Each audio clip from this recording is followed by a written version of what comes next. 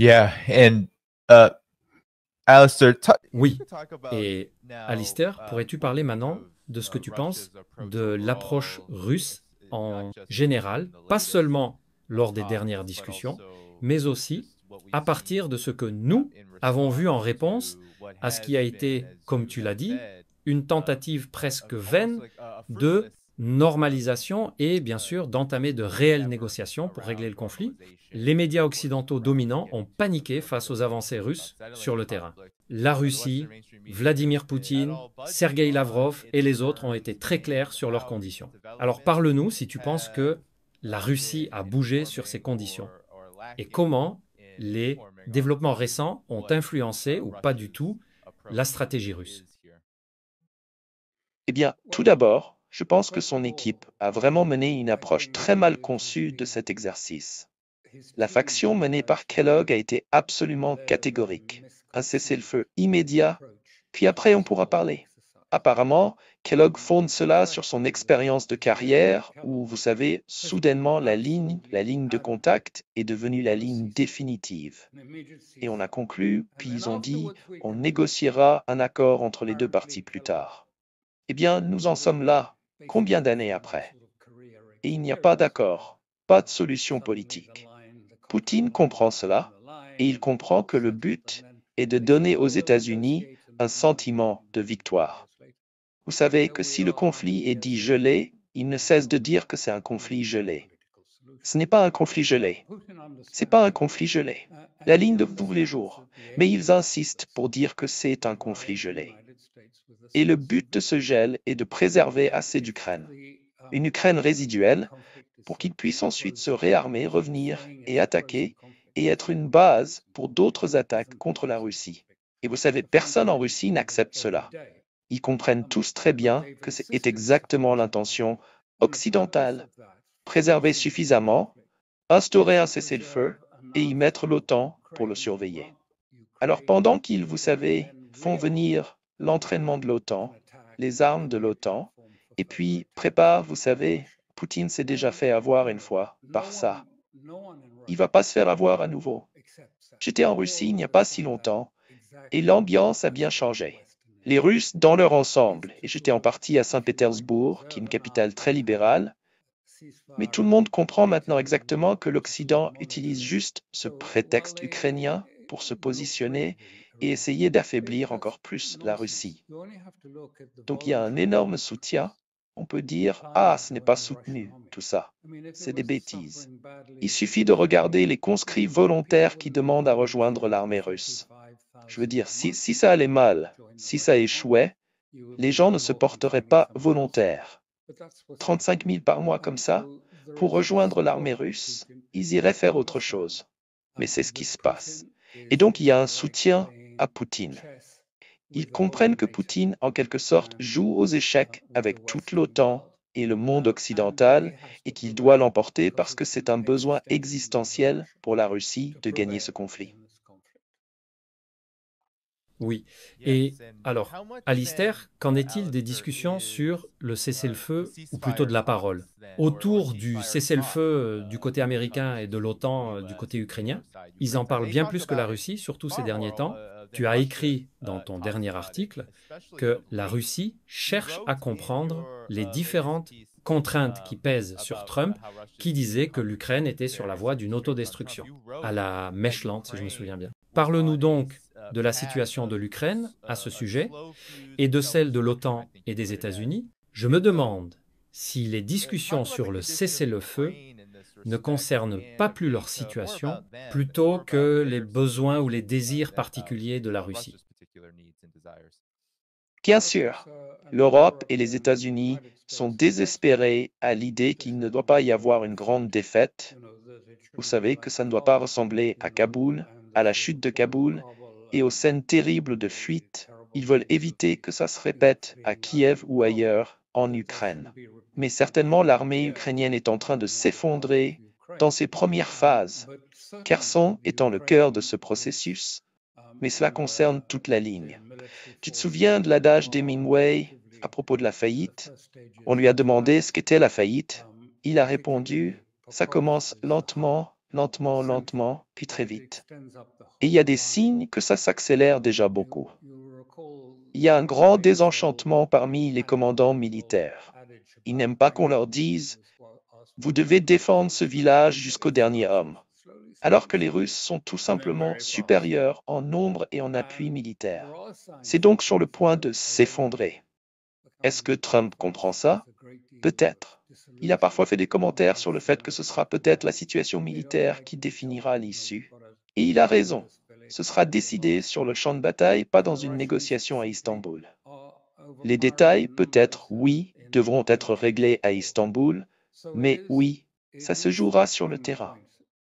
Et on dirait que l'on approche de plus en plus d'une résolution finale, d'un dénouement de ce conflit. C'est pourquoi il est tellement désespéré d'obtenir quelque chose à présenter au public américain comme « Vous savez, l'Amérique a encore gagné, on n'a pas été vaincu, on a gagné », et que la Russie a été affaiblie par tout ce processus. C'est bien sûr des absurdités, mais tu sais, de plus en plus, l'Occident s'appuie sur des récits plutôt que sur les faits réels pour persuader les gens.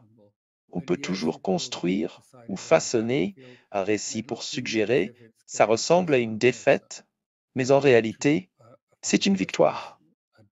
Mais ça devient de moins en moins crédible et tout le monde le comprend.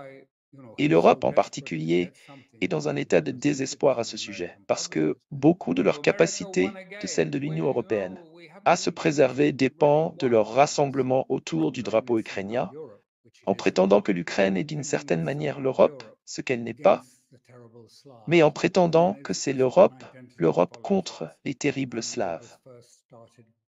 C'est une politique identitaire qui a été lancée par Zbigniew Brzezinski dans les années 70, quand il a écrit son grand livre sur les échecs. Il disait « Quoi qu'on fasse, si l'Ukraine fait partie de la Russie, alors la Russie pourrait finir par contrôler le cœur de l'Asie. Si la Russie n'a pas l'Ukraine, elle n'est qu'une puissance régionale. » L'objectif de la politique américaine est donc de s'assurer que l'Ukraine soit en dehors de la sphère géographique et militaire de la Russie. C'est notre but et c'est ce qui est poursuivi. Le cessez-le-feu n'est qu'un outil pour y parvenir.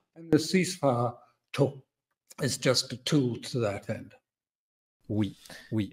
Et je suis tellement content de vous avoir ici aujourd'hui, Alistair, parce que je n'ai même pas abordé ça dans une certaine mesure. Mais je voulais votre analyse de la situation alors avec Vladimir Zelensky.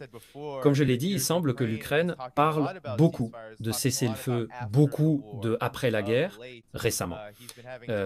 Il a eu des discussions avec Trump, avec l'Union européenne, avec Ursula von der Leyen régulièrement. Et je voulais juste mettre en avant cette partie. L'Ukraine cherche une vraie et juste fin à cette guerre. Et bien sûr, en insistant sur l'importance de l'Europe, comme c'est le cas. Mais c'est ce langage, parler de l'après-guerre, qui est beaucoup plus courant. Parlez-nous de la position de Zelensky et pourquoi Zelensky pourrait parler de plus en plus de l'après-guerre maintenant, plus que à aucun autre moment de son mandat. Parce qu'il y a eu un changement radical en Ukraine. Et la défaite est désormais évidente pour tous, pour l'armée ukrainienne. C'est même évident pour les chefs militaires européens. Ils voient que, vous savez, la défaite est inévitable. Combien de temps cela prendra-t-il? Et ils essayent juste de la ralentir, de trouver un moyen, vous savez, de la repousser suffisamment pour qu'il reste, vous savez, quelque chose qu'ils pourront transformer en un autre, si vous voulez, proxy de l'OTAN, sur le territoire ukrainien. Mais, bien sûr, c'est pour ça que l'opération spéciale a été présentée dès le début en disant que l'Ukraine doit être neutre et que sa capacité à posséder des armes sera limitée et qu'elle devra renoncer à toute tentative d'adhésion à l'OTAN. Ce sont les lignes rouges de la Russie. Et je pense que Poutine va continuer. Mais ce n'est peut-être pas si loin avant qu'on atteigne ce niveau-là. Et Zelensky est en train de chercher, de s'agiter, essayant de trouver une solution à tout ça. Mais il n'y a pas de solution. Parce que, vous savez, ce sont, vu les événements sur le terrain, l'Ukraine est en train de perdre la guerre. La Russie prend lentement les points clés et les positions stratégiques militaires. Et elle sera bientôt sur le Dniepr, peut être même à Kiev. Alors, tu sais, que va-t-il faire? Aller dans un gouvernement en exil ou quelque chose comme ça? Eh bien, tout cela est incertain. On ne sait pas ce qui va se passer ensuite. Les Russes ont probablement une meilleure idée que moi, en tout cas, mais tu sais, on entre dans un nouveau territoire et ça déstabilise profondément l'Occident. Alors ils menacent, ils fanfaronnent, ils disent « Oh, ça doit être fait », mais la plupart de ça, comme on dit en anglais, c'est de l'eau sur le dos d'un canard pour Poutine. Oui. Et oui, c'est justement ce que je voulais te demander ensuite. Qu'est-ce qui arrive exactement à Zelensky? Même les médias ukrainiens indépendants de Kiev parlent de la baisse de sa popularité. Bien sûr, il y a eu ces manifestations qui concernaient des institutions, mises en place presque pour soutenir la guerre en Ukraine, comme le NABU. Et pourtant, ce sont ceux qui soutiennent cela qui manifestent contre lui, à cause des mesures qu'il a prises autour de ces soi-disant agences anticorruption. Alors que se passe-t-il? On dirait que tout implose. Quelle est ta compréhension de cette situation? Avant de poursuivre cette vidéo, nous aimerions vous demander un petit geste de soutien. Rejoignez notre chaîne pour nous aider à continuer à offrir au public francophone un contenu informatif, libre et surtout différent de ce que diffusent les médias traditionnels, souvent bien loin de la réalité. Produire ces vidéos demande du temps, de l'énergie et surtout beaucoup de ressources. Et comme nous refusons de dépendre uniquement des vues YouTube, votre soutien direct est essentiel pour préserver notre indépendance. Cliquez simplement sur le bouton « Rejoindre » juste à côté du bouton « S'abonner » ou suivez le lien disponible en description. Merci d'avance pour votre soutien et maintenant, place à la suite de notre vidéo. Well, it's very hard to make any sort of transition in Ukraine. Tu sais, il est très difficile d'opérer une quelconque transition en Ukraine parce qu'au tout début de cette crise, Maïdan, et même avant, remontant à la fin de la Seconde Guerre mondiale, les services de renseignement occidentaux, la CIA, le MI6 en particulier, ont placé, si tu veux, des nationalistes radicaux très marqués à des postes clés dans l'armée, le renseignement et la police, précisément pour empêcher, à n'importe quel stade, un quelconque accord avec la Russie. Et ils sont toujours là, avec encore un pouvoir considérable, et ils ont encore de l'influence sur Zelensky. Donc, il est très difficile de passer à l'étape suivante, si tu veux. Le bébé ne naît pas facilement dans l'évolution de l'Ukraine. Et Zelensky essaie de maintenir tout ça, tu sais, le soutien envers lui, l'argent qui arrive, les armes qui arrivent, pour qu'il puisse faire croire, tu sais, qu'il y a une chance, peut-être un jour, de récupérer la Crimée et tous ces autres territoires, à condition que vous veniez à notre aide. Mais en fait, une défaite reste une défaite et elle a de lourdes conséquences psychologiques sur le peuple. Alors, tu sais, il essaie de gérer ça, pas très bien. Et je pense que l'Occident cherche qui ils aimeraient avoir à sa place, mais il n'y a pas vraiment d'exemple évident. Et bien sûr, derrière lui se tiennent vraiment les nationalistes, les fanatiques qui ne sont peut-être pas prêts à le laisser partir. Je veux dire, ils lui disent « Vas-y, tu es en première ligne », et derrière lui, il y a les baïonnettes. Yeah, very good points, Alistair. And then my final D'accord. Oui, très bon point, Alistair. Et ma dernière question, avant de passer à une autre région du monde, Alistair, c'est la suivante. Toi, ancien diplomate, avec beaucoup de compréhension et d'expérience dans ce domaine, beaucoup de membres de mon audience me demandent, ainsi qu'à mes invités, pourquoi alors la Russie, comme tu l'as dit plus tôt, que la Russie va régler ça sur le champ de bataille? Pourquoi la Russie insiste-t-elle autant sur la diplomatie, même avec les États-Unis, chaque fois que c'est possible? Comment cela profite-t-il ou ne profite-t-il pas à la Russie? Quelle est ta compréhension? La première chose que je dirais, c'est que, en tant que personne ayant mené ces négociations, il est toujours essentiel de garder un canal de communication ouvert d'avoir la capacité de parler avec ses adversaires ou avec l'autre camp, si tu veux. Donc, je pense que c'est très important parce que parfois, tu sais, des événements peuvent mener presque au bord de la guerre à cause d'un malentendu, d'une phrase mal comprise ou autre. J'ai vécu ce genre de situation où tout a failli exploser et tout a failli partir en éclats, alors que ce n'était qu'un malentendu. Donc, les canaux d'information, les canaux de communication sont importants. Mais je pense que ce qu'il faut comprendre, et je suis sûr que tes spectateurs le comprennent, c'est que Poutine ne combat pas Kiev.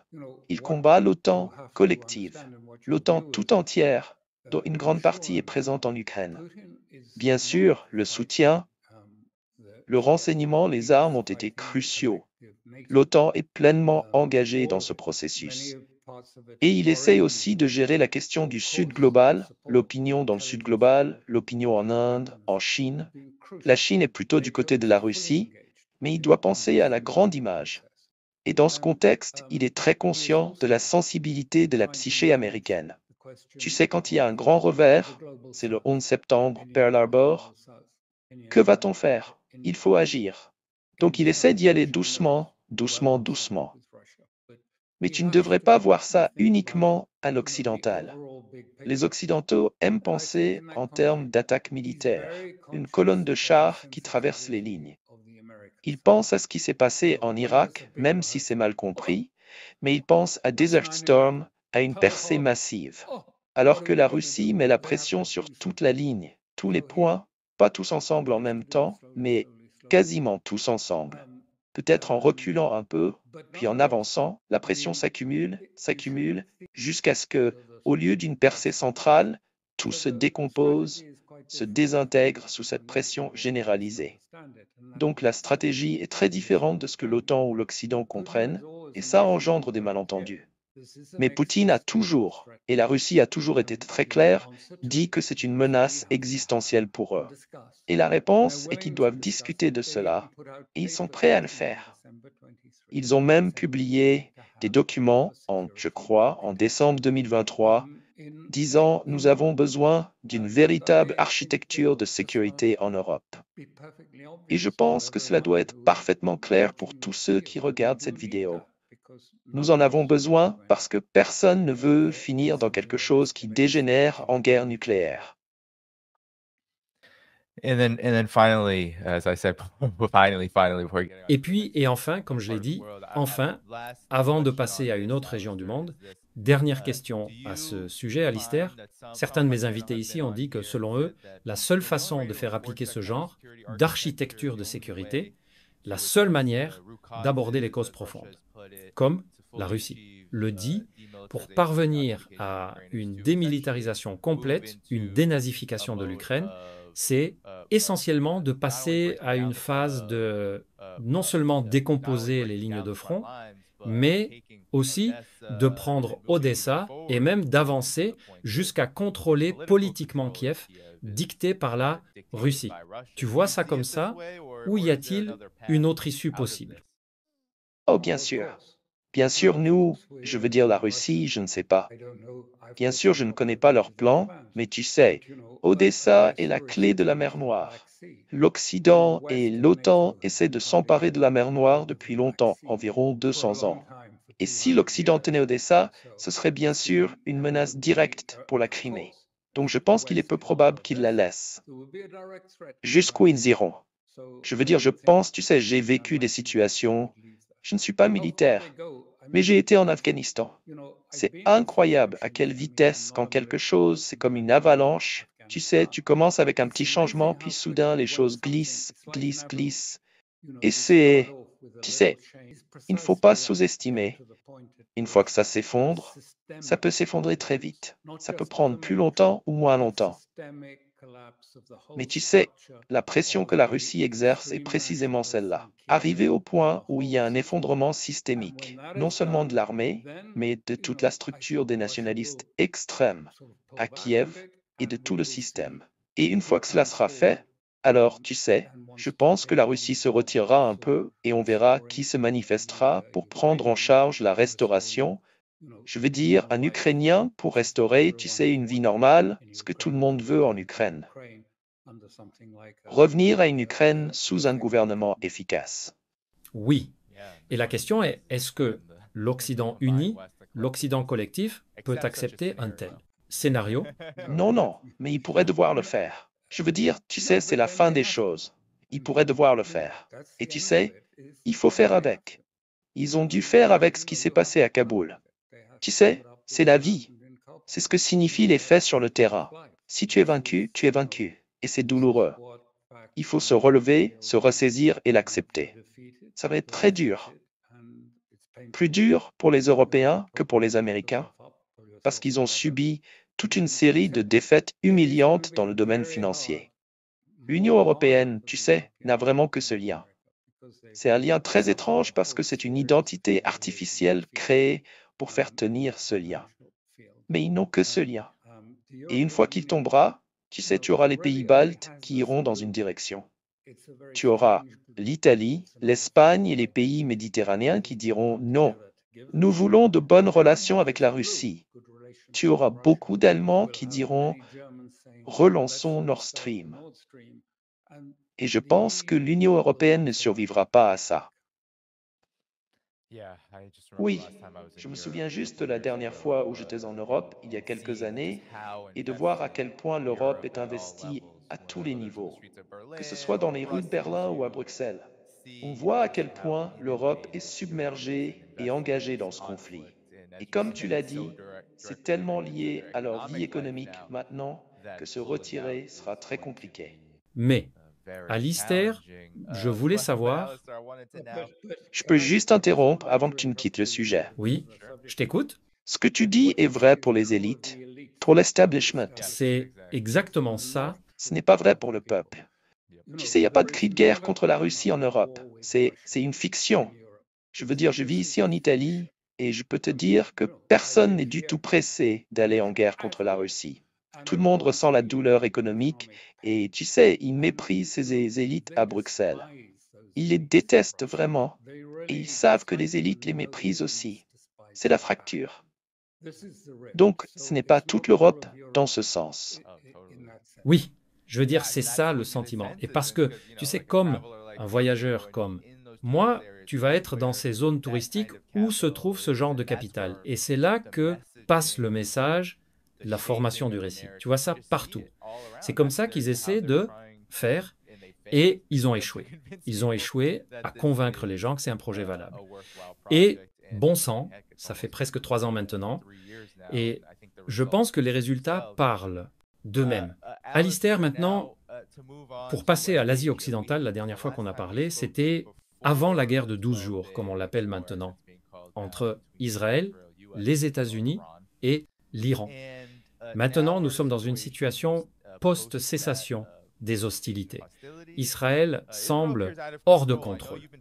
Je sais que tu as suivi de très près les développements en Israël et tu sais, parce qu'en ce moment, nous avons Israël essentiellement en guerre avec Ansarallah, Israël toujours en guerre au Liban, menant presque des frappes quotidiennes là-bas, et la situation à Gaza est devenue tellement intenable, inimaginable dans sa brutalité et sa destruction.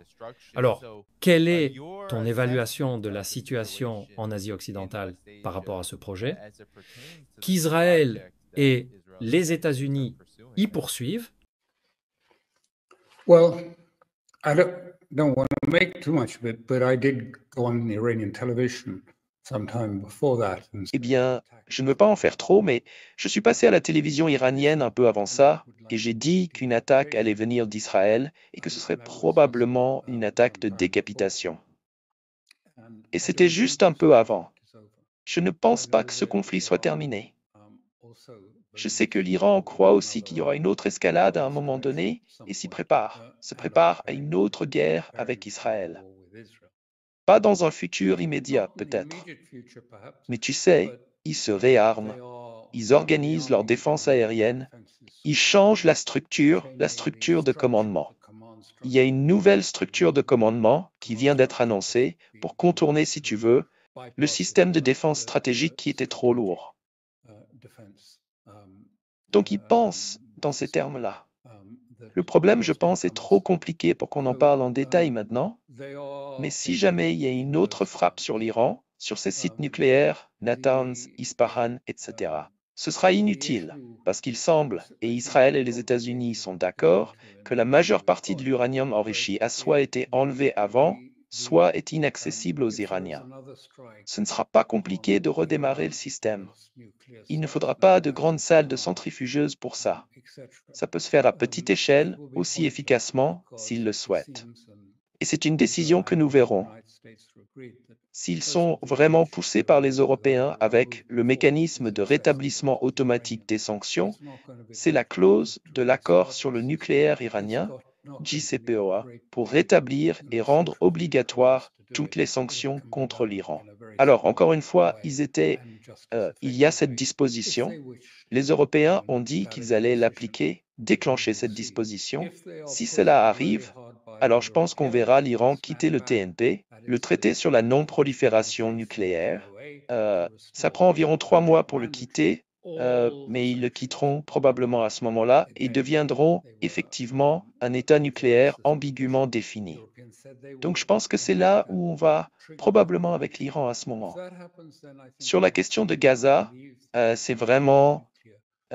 encore une fois, tu sais, on en a parlé tout à l'heure, mais Trump semble être coincé par les partisans d'Israël aux États-Unis et par Israël lui-même. Au début, on aurait dit que Witkoff serait vraiment, tu sais, un éléphant dans un magasin de porcelaine et qu'il allait vraiment, tu sais, obtenir un cessez-le-feu, ce qui n'est pas arrivé. Il arrive à peine à obtenir, tu sais, à cause de la famine des gens à Gaza. Et tout ce qu'on voit en ce moment, je pense que ça va se passer maintenant. Il est censé y avoir bientôt une réunion du cabinet de sécurité en Israël qui décidera de l'occupation militaire de Gaza. Même si ça, et c'est explicite maintenant dans les récits en Israël, même si ça signifie probablement la mort des derniers otages vivants détenus à Gaza par le Hamas. Et le chef d'état-major est opposé à cela. Et il y a d'autres dans l'établissement de la défense et de la sécurité qui disent que ce sera une décision épouvantable. Ce sera une défaite. Israël va être vaincu à Gaza et ils sont opposés à cela. Mais il semble que Netanyahou va imposer cette décision, celle d'occuper Gaza, pour ainsi dire. Ce que cela signifie, c'est essentiellement la ghettoisation de Gaza, préparatoire à l'expulsion des Palestiniens hors de Gaza. Un sombre avenir. Mais l'armée, ils n'ont pas les ressources. Leurs troupes ne croient pas vraiment en cette mission. Ils sont fatigués, beaucoup sont réservistes et ne sont pas contents de servir. Il y a donc une grande division en Israël à propos de ce processus. Les familles des otages, clairement, pour des raisons évidentes, sont profondément bouleversées parce qu'une attaque serait aussi une attaque sur ces zones où l'on pense que le Hamas détient les otages. Donc ils seront probablement tués à ce moment-là.